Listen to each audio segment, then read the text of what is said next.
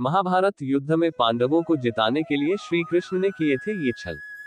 महाभारत का युद्ध अधर्म के विरुद्ध किया गया धर्म युद्ध था। इस धर्मयुद्ध में कौरवों ने नाना प्रकार के छल, कपट, धोखे और अधर्म का सहारा लेकर पांडवों को आघात पहुंचाया। इस पर परम कूटनीतिज्ञ श्री कृष्ण ने पांडवों की विजय श्री के लिए कूटनीति का मार्ग अपनाया और उन्हें विजय दिलाई। कृष्ण को उस समय का सबसे चतुर व्यक्ति समझा जाता है। वैसे तो श्री कृष्ण द्वारा किए गए छल नियमों के विरुद्ध थे, लेकिन जब कौरवों ने ही सभी नियमों को ताक में रख अधर्म व छल कपट का सहारा लिया, तब ऐसी स्थिति में श्री कृष्ण को भी छल का मार्ग अपनाना पड़ा। और श्री कृष्ण के द्वारा उठाए गए ये कदम धर्म की स्थापना के लिए थे, अतः उन्हें गलत नहीं बल्कि भगवान श्री कृष्ण की लीला ही कहना उचित होगा। यहाँ हम आपको बता रहे हैं कृष्ण की चतुराई के ऐसे कुछ प्रसंग, जिनसे पांडवों की विजय का मार्ग प्रशस्त हुआ। श्री कृष्ण की चतुराई से ही इस प्रकार अर्जुन हरा पाए भीष्म को। महायुद्ध के प्रारंभ में ही कौरवों के सेनापति भीष्म ने पांडव सेना में ऐसी भयंकर तबाही मचाई कि पांडव सेना के पैर उखड़ने लगे। ऐसे में भीष्म को हराया जाना पांडवों के लिए बहुत आवश्यक हो गया, परंतु भीष्म को हराया जाना बहुत मुश्किल था। भीष्म ऐसे परम योद्धा थे जिनके गुरु स्वयं भगवान परशुराम थे। साथ ही उन्हें इच्छा मृत्यु का वरदान प्राप्त था। भीष्म को सीधे मुकाबले में किसी के द्वारा भी हराया जाना नामुमकिन था। ऐसे में श्री कृष्ण ने एक छल किया। श्री कृष्ण के कहने पर पांडवों ने भीष्म से उनकी मृत्यु का उपाय पूछा। कुछ सोचकर भीष्म ने अपनी मृत्यु का उपाय पांडवों को बता दिया कि वे स्त्री के सामने हथियार नहीं उठाते, परंतु उस युद्ध में कोई स्त्री नहीं आ सकती थी। ऐसे में श्री कृष्ण ने शिखंडी का सहारा लिया। शिखंडी अपने पूर्वजन्म में अम्बा थी, जो भीष्म से बदला लेना चाहती थी। ये बात भीष्म जानते थे, इसलिए वे अब भी शिखंडी को एक स्त्री ही मानते थे। श्री कृष्ण शिखंडी को युद्ध भूमि में लाए और उसे अर्जुन की ढाल बनाया। शिखंडी के सामने आने पर भीष्म ने अपने अस्त्र शस्त्र डाल दिए।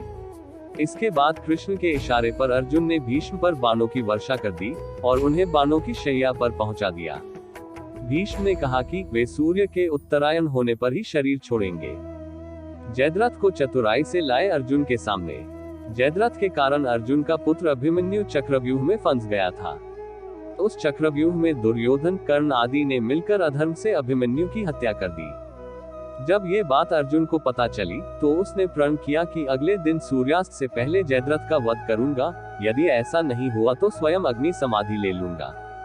इस प्रतिज्ञा के बाद अगले दिन समस्त कौरव सेना जयद्रथ की रक्षा के लिए तैनात हो गई, क्योंकि यदि जयद्रथ की सूर्यास्त तक रक्षा हो जाएगी तो अर्जुन समाधि लेकर स्वयं ही खुद का अंत कर लेगा और अर्जुन के मरते ही पांडवों को हराना सरल हो जाएगा।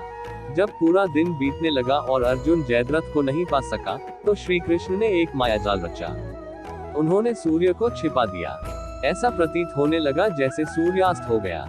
सूर्यास्त जानकर जयद्रथ रक्षा के घेरे से बाहर निकल आया और अर्जुन की नाकामी पर हंसने लगा। इतने में ही सूर्य फिर से निकल आया और अर्जुन ने उसका वध कर यमलोक पहुंचा दिया। श्री कृष्ण ने इस प्रकार करवाया द्रोणाचार्य का वध। भीष्म के बाद पांडवों के लिए बड़ी समस्या बनकर उभरे गुरु द्रोणाचार्य। द्रोण और उनका पुत्र अश्वत्थामा दोनों ही प्रबल योद्धा थे। उन्होंने पांडव सेना में तबाही मचा रखी थी। तब श्री कृष्ण ने उनके संहार के लिए एक युक्ति चली। उनके इशारे पर भीम ने अवंतिराज के अश्वत्थामा नामक हाथी को मार दिया। इसके बाद युद्ध में ये खबर फैला दी कि अश्वत्थामा मारा गया। ये बात जब द्रोण तक पहुंची तो वे विचलित हो उठे और इस बात की सत्यता जानने युधिष्ठिर के पास गए। युधिष्ठिर ने अपने सत्यवादी आचरण के अनुरूप कह दिया कि हाँ, अश्वत्थामा मारा गया, परंतु हाथी। इसी समय कृष्ण ने बीच में ही जोर से शंखनाद कर दिया। शंख की आवाज में द्रोण आखिरी शब्द हाथी नहीं सुन पाए। द्रोण को भ्रम हुआ कि उनका पुत्र अश्वत्थामा मारा गया और शोकग्रस्त होकर उन्होंने हथियार डाल दिए।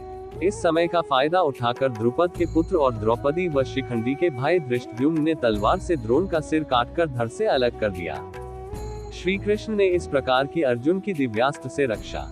महाभारत युद्ध से पहले देवराज इंद्र को ये भय था कि उनका पुत्र अर्जुन कर्ण को नहीं हरा सकेगा। अतः एक ब्राह्मण का वेश धारण कर इंद्र ने दानवीर कर्ण से उसके कवच और कुंडल दान में मांग लिए।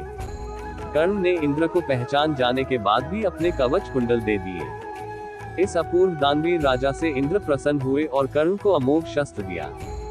इस शस्त्र को केवल एक बार चलाया जा सकता था, अतः इस अचूक हथियार को कर्ण ने अर्जुन को मारने के लिए संभाल कर रखा था। श्री कृष्ण ये बात जानते थे, अतः अर्जुन को बचाने के लिए उन्होंने भीम के पुत्र घटोत्कच को युद्ध क्षेत्र में भेजा। वीर पराक्रमी घटोत्कच ने कौरव सेना में भयंकर हाहाकार मचा दिया।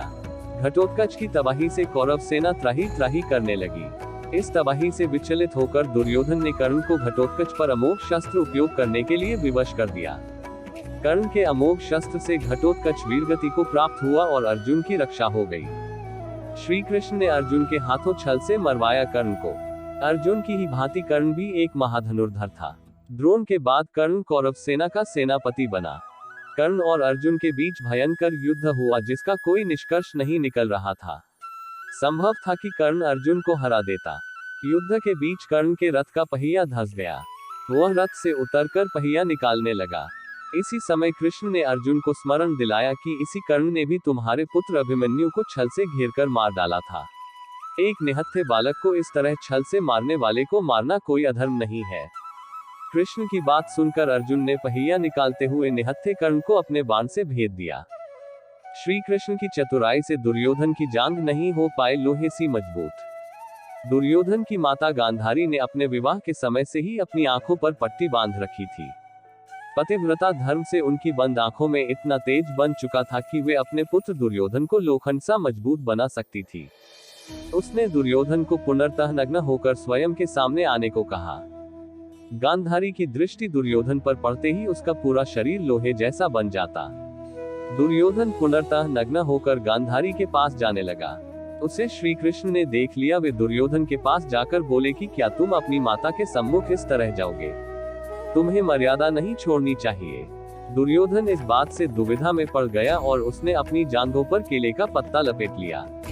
गांधारी ने अपने आंखों की पट्टी हटाकर जब दुर्योधन को देखा तो उसका सारा शरीर तो लोहे सा बन गया, लेकिन उसकी जांघें कमजोर ही रह गईं। इस प्रकार श्री कृष्ण ने भीम के हाथों मरवाया दुर्योधन को। जब भीम और दुर्योधन का निर्णायक गदा युद्ध चल रहा था, तब भीम के भीषण प्रहारों का भी दुर्योधन के लोहे जैसे शरीर पर कोई असर नहीं हो रहा था। तब श्री कृष्ण ने भीम को दुर्योधन की जांघों पर प्रहार करने के लिए उकसाया, क्योंकि उसके शरीर का केवल वही भाग पहले की तरह सामान्य और कमजोर था।